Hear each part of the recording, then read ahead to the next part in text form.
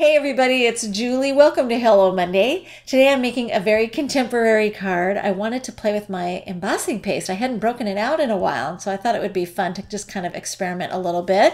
And I'm going to be working with a palette knife and the translucent embossing paste. You could use Wendy Vecchi's or you could use the Dreamweaver. It's going to give you the same results. I also have my ink blending tool and some Prismaglitter, and I'm going to be applying the color with the ink blending tool over the top of these really fun mini stencils. These are by Heidi Swapp, and I love the little collection of patterns. I think they were made for journal cards or ATCs, but they work perfect for the card front I'm going to make here. And I'm just going to tape it down with some washi tape so I can protect the edges because I don't want to get any ink or embossing paste on those outer edges. So I'm just going to use some washi tape that is in a color I don't use for anything like ever. And then I'm going to use some of that Post-it tape to mask off and protect some of those areas so that I'm keeping this pretty willow color. This is from the Adirondack Dye inks by Ranger. And so I'm just kind of protecting those areas that I'm going to put a different ink color on so I can just keep the cross-contamination to a minimum. So I'm just going to sponge that on there with my ink blending tool very quickly, and then I'll swap out the sponge on that and start sponging the next color, which is a watermelon color. But in the meantime, before I start doing that, just to avoid some cross-contamination, that dye ink is water-based and it's going to sit on top of the stencil, and any moisture that hits it is going to make it bleed out or smear, or it will pick up on the tool. And I didn't want to get my ink blending tool loaded with any of the green ink from the previous application, so I wanted to wipe off with a paper towel the surface of that stencil so that I could get all that ink off of there. So now I'm finishing up here, and I did the same thing. I protected those spaces that had the willow ink so that I wouldn't get any watermelon ink on those. And then I'm just going to peel off that Post-it tape. And then again, I'm going to take a paper towel and just get in there and wipe off the excess residue that might be still sitting on the surface of that stencil so that it's as clean as possible when I go to the next step.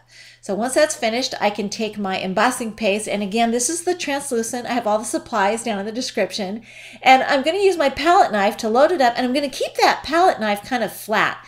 And I'm working on Neenah 110-pound cardstock. I really like this heavier weight for the embossing paste because embossing paste is wet and it will tend to warp the thinner cardstocks, and I'm kind of slow when I'm working with embossing paste.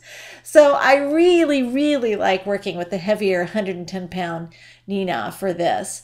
So I'm just going to get that smoothed across the stencil openings, and then very carefully, and you'll notice when I peel away the washi tape, I'm trying to peel it perpendicular and slowly off the paper so that I don't actually tear the paper surface as I'm peeling away this tape. Now, washi tape is removable and repositionable, but sometimes if you just rip it away really quickly, you end up lifting off the top portion of your paper. And I kind of did on that third strip right there because I wasn't being patient and I wasn't going perpendicular. So I was kind of mad at myself for that. But in the end, you really don't see it because of the parts that get trimmed off as I'm finishing the card. So now it's important to lift the stencil up, straight up, carefully when you're doing this so you don't disturb that wet embossing paste.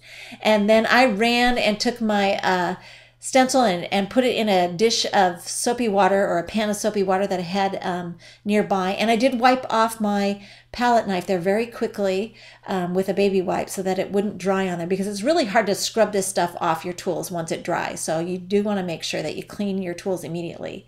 And so I'm going to set that aside to dry after I've put some Prismaglitter on it and work on the rest of the card. So I'm going to emboss a sentiment. And this is from a great set called Shoot for the Moon by Hero Arts. And I love the different sentiments that are star themed in it. I'm totally into stars. I don't know about you guys, but I'm totally into stars this year, and I just love them. And I'm just going to white emboss this very quickly. I put some anti-static powder in that little pouch and pounced it across the surface and inked up with Versamark, and then just applied that Hero Arts white embossing powder that I love so much. And then we'll just trim that down to size with the guillotine cutter. And here you can see my panel is now dry. I had to speed up the clock a little bit. This is the magic of television, right? So now it's all dry and I can work with it without worry about smearing any of it. And I'm going to make a top folding card out of the Licorice cardstock by basil. That's the card shop cardstock. I love it.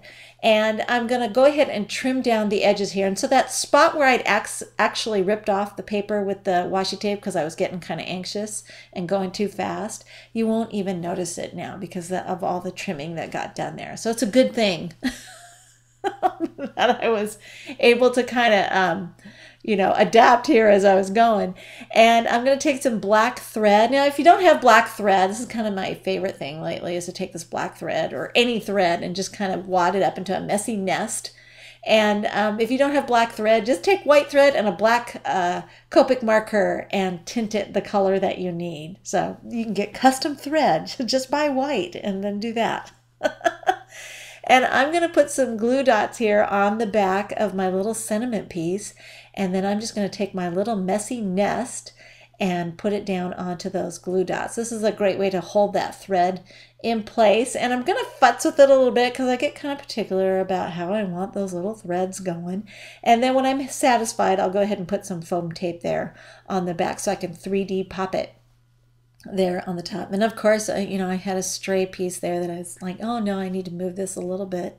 I don't know why we do that to ourselves. It's probably looked just fine the way it was, but these are my wood veneers. I love these little shapes. These are by Studio Calico, and I keep them in a embroidery floss box to keep them all organized. And I just love these shapes. I like using them as filler on my shaker cards, but they're also really fun to just glue down with some multi-medium. You could also use Ranger's Glossy Accents to glue them down. That's a clear drawing. This is the matte finish of the multi-medium, and it's perfect for sequins and things like the wood veneer. So I'm just going to let it set up for a minute, and then I can come in with the Enamel Accents by Ranger and just give them a nice coating. I thought it would look really cool. I was kind of hesitating there. Do I want to go with black or do I want to go with white?